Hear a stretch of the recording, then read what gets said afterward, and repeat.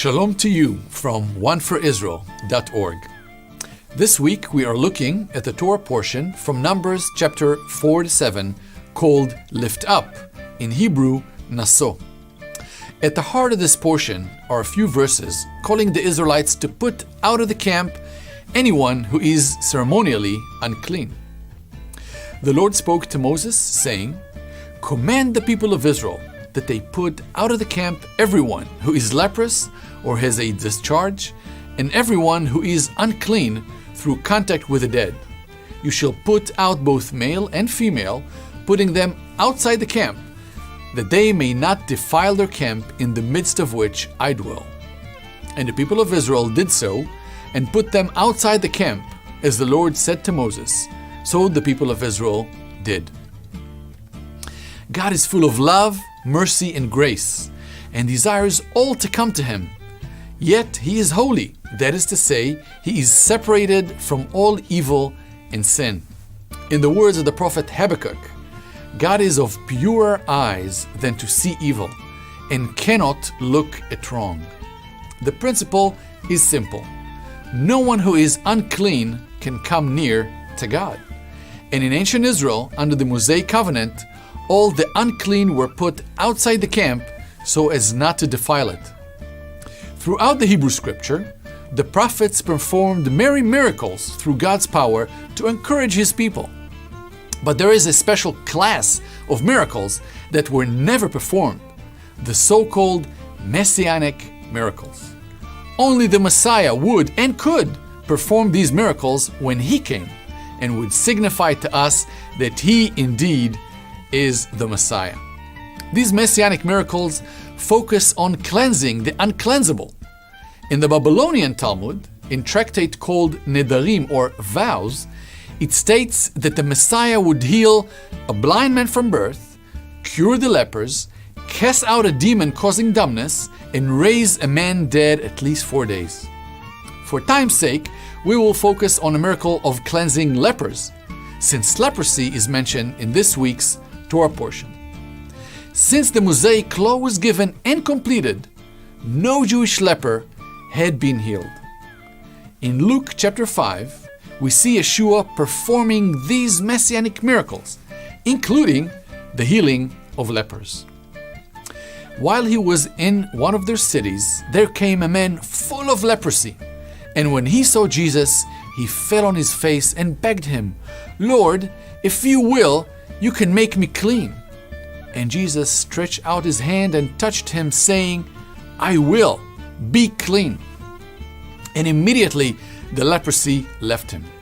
And He charged him to tell no one, but go and show yourself to the priest and make an offering for your cleansing, as Moses commanded, for a proof to them. But now even more the report about him went abroad, and great crowds gathered to hear him and to be healed of their infirmities. Leprosy is a progressively degenerating disease, and this man was full of leprosy all over his body. Now imagine the scene.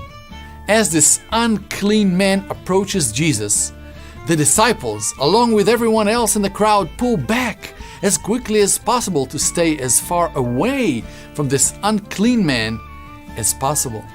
Perhaps they even threatened to hurt him if he came any closer, as was the custom of the day.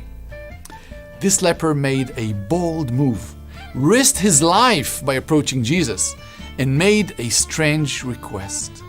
"Lord, if you will, if you want, you can make me clean." He had no doubt about Jesus' power, but he questioned His love, compassion, and grace. We do that many times ourselves, as we also doubt God's love and compassion for us when we approach Him. And Jesus tells him, "I want to heal you."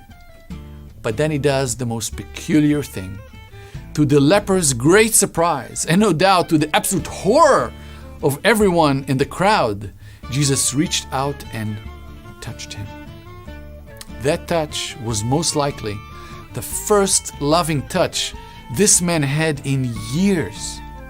And this man was instantly healed, and Jesus sent him to the temple in order to be declared officially clean by the priests.